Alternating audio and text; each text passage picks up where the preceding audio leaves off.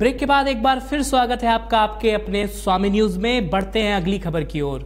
Swine flu के बढ़ते प्रकोप को देखते हुए मुख्य चिकित्सा अधिकारी के सोनी ने आज एएनएम ब्लॉक चिकित्सा अधिकारी, सरकारी डिस्पेंसरी के इंचार्ज सहित सभी चिकित्सा विभाग की एक बैठक ली।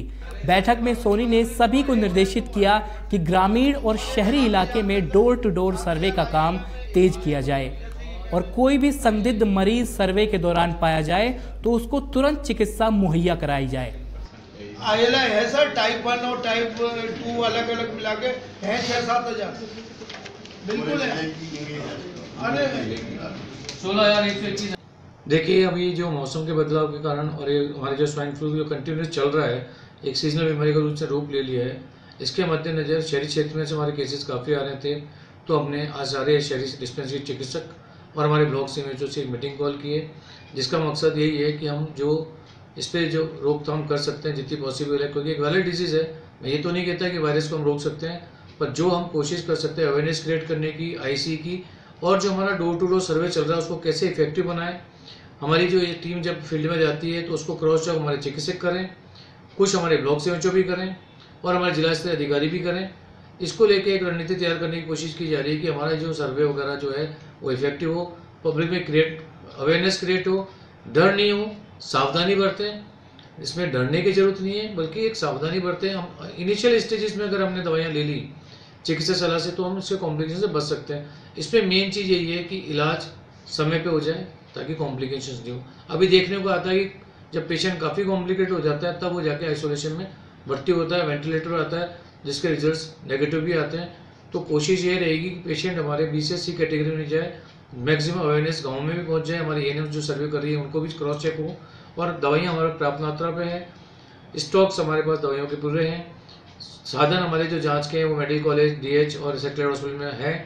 इसमें किसी प्रकार की कोई ये नहीं है कि हमारी तरफ से कोई लापरवाही बरती जा रही है। विभाग की तरफ से पूरे सुविधा मुहैया कराने का पूरा प्रयास किया जा रहा है, किसी प्रकार की कोई कमी नहीं आने दी जाएगी संसाधनों में। और आपके मीडिया के माध्यम से मैं ये और फिर कहना चाहता हूँ कि अगर किसी को कोई भी सिम्टम्स अगर ऐसे लगते हैं कि भाई सर्दी बुखार जुकाम में तेजी से कुछ कॉम्प्लिकेशंस आ रहे हैं, तो तुरंत वो चिकित्सा सलाह लें, स्वयं मेडिकेशंस नहीं लें, कोई क्वेक्स के बाद जाके भी दवा नहीं लें, या फिर कभी कभी ऐसा होता है कि मेडिकल स्टोर से कोई पेशेंट खुद ही दवा ले लेता है, वो ना लेके एक डॉक्टर को दिखा के ही इलाज इसका लें। इलाज का संभव है और इसमें ऐसा कुछ भी नहीं है कि भाई काफ़ी कैजुअलिटीज़ होती हैं। मुख्यमंत्री जल स्वावलंबन योजना का पहला और दूसरा चरण समाप्त होने के बाद तीसरा चरण शुरू हो गया है, जिसमें तीसरे चरण की डीपीआर तैयार हो गई है, जिसमें 53 करोड़ की राशि से 3,902 कार्य 9 ब्लॉक में करवाए जाएंगे। आज सभी संबंधित अधिकारियों की बैठक जिला कलेक्टर ने ली और सभी को 2 मार्च तक इस कार्य की प्लानिंग करने के निर्देश दिए। मुख्यमंत्री जल स्वावलंबन अभियान फेज़ 1 और फेज़ 2 लगभग कंप्लीट हो गया है और फेज़ 3 इस वर्ष 2018 में प्रारंभ किया जा रहा है। फेज़ 3 की डीपीआर अजमेर ज़िले की अप्रूव होकर आ गई है, जिसमें लगभग 53 करोड़ की राशि से 3,902 कार्य सभी 9 ब्लॉक जिलों में करवाए जाएंगे। आज सभी पीआईएस और बीडीओस के साथ रिव्यू करके एक एक वर्क का टाइमलाइन सेट किया गया है और ये प्लानिंग की गई है कि होली तक यानी 2 मार्च तक सभी कार्यों की टीएस बन जाए और 5 मार्च तक सैंक्शन जारी हो जाए और 5 मार्च से सभी कार्य फील्ड में चालू हो जाए, जिससे कि अधिकांश जो छोटे कार्य हैं वो मार्च और अप्रैल में, और जो बड़े कार्य एमपीटी वगैरह पक्के कार्य हैं वो मैक्सिमम मई के महीने में कंप्लीट कर लिए जाएँ, जिससे 2018 की वर्षा का लाभ पूरे ज़िले को मिले। जैसा मेरी जानकारी में है कि सरपंचों ने अपनी हड़ताल वापस ले ली है और जो उनकी कुछ मांगे थी उन पे सहमति बन गई है और फुल फ्लेजेड सभी पंचायती राज संस्थाएं काम कर रही हैं। सभी 9 ब्लॉक्स में कार्य हो रहा है और काफ़ी अच्छी संख्या में महात्मा गांधी नरेगा योजना के तहत, मगरा योजना के तहत, एमपी एमएलए और पंचायती राज की योजनाओं में कार्य चल रहे हैं। शहर को साफ सुथरा रखने के उद्देश्य से डिग्गी प्लाजा रोड मर्चेंट एसोसिएशन ने दुकानों में जाकर डस्टबिन बांटे। स्वच्छ भारत अभियान के तहत 150 नए डस्टबिन बांटकर डिग्गी प्लाजा रोड मर्चेंट एसोसिएशन ने सभी दुकानदारों को अपने आसपास सफाई रखने का संदेश दिया। ये लोग डिग्गी प्लाजा मार्केट को स्वच्छ बनाने के लिए यहाँ के दुकानदारों को नए डस्टबिन बांट रहे हैं। मार्केट को साफ रखने के उद्देश्य से ये पहल की है डिक्की प्लाजा रोड मर्चेंट एसोसिएशन ने। इन्होंने इस मार्केट के 150 दुकानदारों को न सिर्फ डस्टबिन बांटे बल्कि उनको बकायदा समझाया कि डस्टबिन में कूड़ा इकट्ठा कर नगर निगम की कूड़े वाली गाड़ी में ही इस कचरे को डंप किया जाए।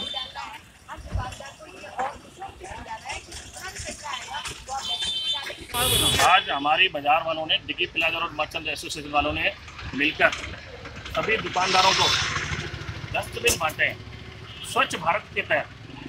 जैसे कि अभियान चल रहा है स्वच्छ भारत का, तो उसमें हमारे 150 दुकानदार हैं, तो 150 दुकानदारों को हम एक दुकानदार को एक डस्टबिन दिया है हमने, ताकि जो भी मार्केट का कचरा है वो उसमें डाल के एक स्वच्छ जगह पे, ढंग की जगह पे रखें। दुकान का कचरा बाहर रोड पे नहीं फेंके। अभी कुछ दिन पूर्व भी हमारे को नगर निगम द्वारा इस मार्केट को स्वच्छ भारत के अंतर्गत एक पुरस्कार, थर्ड पुरस्कार, तृतीय पुरस्कार हमारे को दिया गया, जिसके लिए हम नगर निगम के बहुत आभारी हैं। और आगे भी हम यही चाहेंगे कि हम प्रथम पुरस्कार के हकदार बने, इसलिए हम एक दुकानदार को ये डस्टबिन दे रहे हैं, जिसके लिए हमारे बाजार में साफ सफाई रहे, बढ़िया रहे, स्वच्छ भारत के तहत हमारा बाजार भी एकदम स्वस्थ रहे, स्वस्थ रहे। क्या कहना चाहते हो, क्या कहना चाहते हो आप जनता को? हम जनता को, हमारे दुकानदार को यही कहना चाहेंगे कि अपनी दुकानों के बाहर कोई कचरा एकत्रित नहीं करें और कचरा सारा डस्टबिन में डालें, साफ सफाई रखें और बहुत बढ़िया करें। इस मार्केट को नगर निगम ने पहले भी साफ सफाई रखने के लिए पुरस्कृत किया था। शहर में साफ सफाई रखने वालों को नगर निगम समय समय पर प्रोत्साहन के तौर पर पुरस्कार देता है। तीसरा पुरस्कार पा चुके इन लोगों का मकसद अब इस इलाके को शहर का सबसे साफ सुथरा स्थान बनाकर पहला पुरस्कार प्राप्त करना है। सचिन कनौजिया और विशाल के साथ bureau report, Ajmer. Jackson cooperative bank ने रेलवे कर्मचारियों के प्रतिभावान बच्चों का सम्मान किया। इस सम्मान समारोह के मुख्य अतिथि डीआरएम पुनीत चावला रहे। सर्वप्रथम मां सरस्वती के चित्र पर माल्यार्पण कर कार्यक्रम की शुरुआत की गई। इस समारोह में पढ़ाई में अव्वल रहे छात्रों के साथ ही खेल के मैदान पर अपनी छाप छोड़ने वाले खिलाड़ियों का नकद धनराशि और चांदी का पदक देकर सम्मान किया गया। बैंक के मैनेजर संजय शर्मा ने बताया कि ये कार्यक्रम हर साल आयोजित होता है। जैक्सन कोऑपरेटिव बैंक की तरफ से हर वर्ष की भांति इस वर्ष भी प्रतिभावान छात्र छात्राओं को सम्मानित किया जा रहा है, जिनकी संख्या लगभग 300 है।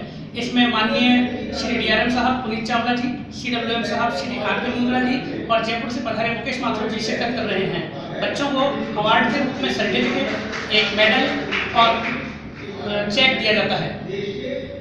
जैक्सन बैंक का हमेशा से ये ध्येय रहा है कि रेल कर्मचारियों के बच्चे जो हमारे शेयर होल्डर हैं, उनके बच्चे अच्छी परफॉर्मेंस दें तो उनका उत्साहवर्धन करें। उसी श्रेणी में, उसी कड़ी में ये सम्मान समारोह आयोजित किया गया है। हर वर्ष होता है? हर वर्ष की भांति इस वर्ष भी, और आशा करते हैं कि अगले आने वाले वर्षों में ये संख्या निरंतर बढ़ती रहेगी। बुलेटिन में वक्त है एक ब्रेक का। ब्रेक के बाद जल्द लौटते हैं।